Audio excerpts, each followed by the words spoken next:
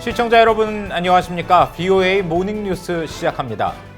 미국이 중국의 외교, 군사, 경제적 압박을 강화하고 있는 가운데 국무부는 미중 사이의 양자태기를 각국에 강요하는 것은 아니라고 밝혔습니다. 마이크 폼페이오 국무장관은 대북 제재 이행과 관련해 북한을 제재 이행이 완전히 이루어지지 않고 있는 나라로 지목하고 제재 이행의 중요성을 거듭 강조했습니다. 조상진 기자가 보도합니다. 미국 국무부는 최근 미중 관계 악화 속에서 한국이 어느 편에 설지 선택을 강요받고 있다는 일각의 주장에 대해 미국의 입장을 설명했습니다. 국무부 대변인실 관계자는 1일 VOA에 미국은 우리와 중국 중 어느 한쪽을 택할 것을 국가들에게 요구하지 않는다고 밝히면서 중국을 그동안 지칭하던 차이나 대신 이례적으로 공식 국호인 중화인민공화국 PRC로 지칭했습니다. 최근 도널드 트럼프 대통령은 주요 7개국 G7 정상회의에 한국의 합류를 희망했고 마이크 폼페이오 국무장관도 중국의 군사 위협에 대응할 동맹 파트너로 한국을 언급했습니다. 중국 정부도 주한미군이 경북 성주군 사드 기진에 노후 미사일을 교체하자 사드 배치에 반대한다며 불만을 드러내면서 한국 정부가 미중 갈등 속에 선택을 강요받고 있다는 지적이 일각에서 제기됐습니다. 국무부는 또 최근 한국 정부가 추진 중인 남북교류협력법 개정안에 북한이 한국에서 수익 사업을 할 수 있도록 하는 규정이 포함된 데 대해서는 우리는 모든 유엔 회원국들이 유엔 안보리 결의에 따른 의무를 준수하고 유엔 제재를 완전히 이행하고 집행할 것을 촉구한다는 뜻을 거듭 강조했습니다. 남북교류협력법 개정안은 한국과 북한이 서로 상대방 지역이나 제3국에서 공동 투자하고 사업 수행 결과 발생하는 이윤을 투자 비율이나 계약 조건에 따라 분배받을 수 있도록 했습니다. 한국통일부는 개정안이 유엔 안보리 결의에 위배될 수 있다는 지적에 대해 국제사회의 대북 제재를 포함해 해결해야 할 과제가 많다며 갑자기 남북관계 속도를 높이는 것은 아니라고 설명했습니다. 이런 가운데 국무부는 마이크 폼페이오 국무장관이 최근 워싱턴 민간 연구단체인 미국 기업연구소와의 인터뷰에서 대북 제재 이행과 관련해 북한을 제재 이행이 완전히 이루어지지 않고 있는 나라로 지목하고 제재 이행의 중요성을 거듭 강조했다고 1일 공개했습니다. 폼페이오 장관은 제재가 효과적이긴 했지만 그동안 북한이나 베네수엘라, 이란에 대해 제재가 완전히 이행되지 못했다고 말하고 미국이 어떻게 합리적으로 제재를 집행하고 달성할 수 있을지에 대해 좋은 결정을 내려야 한다고 강조했습니다. VOA 뉴스 조상진입니다. 신종 코로나 바이러스 감염증 사태로 주춤했던 북한 관련 미국 법원 사건들이 다시 재개되는 움직임을 보이고 있습니다. 특히 북한에서 열린 가상화폐 회의에 참석했다가 기소됐던 버질 그리피시의 변호인이 유엔 주재 북한 대사관의 이메일 접속 관련 세부 내용을 공개해달라고 미 법원의 요청에 주목을 끌고 있습니다. 함지아 기자가 보도합니다. 북한에서 열린 가상화폐 회의에 참석해 북한의 자금 세탁과 가상화폐 관련 정보를 넘긴 혐의로 지난해 11월 미국 연방수사국 FBI에 체포된 버질 그리피스 씨의 변호인이 1일 법원에 소송 각하 신청서를 제출했습니다. 그리피스 씨가 북한으로 향하기 전 뉴욕의 유엔 주재 북한 대표부와 이메일을 주고받은 것으로 알려졌는데 북한 대표부가 해당 이메일을 뉴욕 맨해튼이 아닌 다른 곳에서 열람했다는 게 주된 내용입니다. 그러면서 북한 대표부가 이메일을 열어본 곳이 맨해튼뿐 아니라 미국 버지니아와 오레건, 아일랜드 더블린 등으로 확인됐다면서 다른 곳에서도 이메일을 열람한 만큼 현재 사건이 진행 중인 뉴욕 남부법원에 관할 건이 없다는 주장입니다. 미국 법조계 관계자는 VOA에 그리피스 씨 측이 금융범죄에 가장 적극적으로 기소를 하는 것으로 알려진 뉴욕 남부법원을 피해 다른 지역에서 재판을 받겠다는 의도로 풀이했습니다. 이처럼 최근 신종 코로나 바이러스로 폐쇄되거나 제한적으로 운영됐던 법원들과 로펌 등이 일부 운영을 재개하면서 법원에 계류됐던 북한 관련 형사사건과 민사소송들도 속속 재개될 움직임을 보이고 있습니다.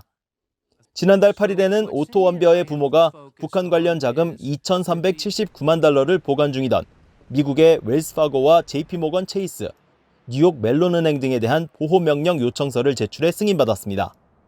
앞서 원벼 씨 변호인 측이 지난 2월 이들 은행들로부터 자금 공개 동의를 받았지만 이를 이행하는 데 필요한 보호명령은 약 3개월간 미뤄졌습니다. 또 지난 28일 북한 조선무역은행 관계자 33명이 대거 연방 대배심에 기소된 사건 역시 실제 기소는 지난 2월이었지만 공개는 약 4개월 만에 이뤄지기도 했습니다.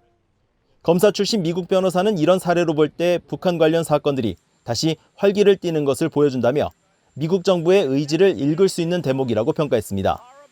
해외에서 일어난 범죄도 이것이 미국의 금융 시스템을 이용을 해서 법을 위반하게 되면 체포 가능성 여부를 떠나서 미국 정부가 이들을 처벌하겠다는 강력한 의지를 보인 것으로 해석하면 될 것 같습니다.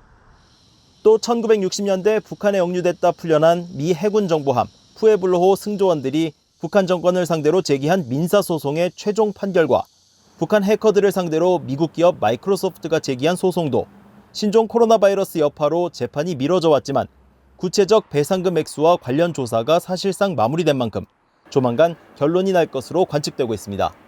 BOE 뉴스 함지아입니다.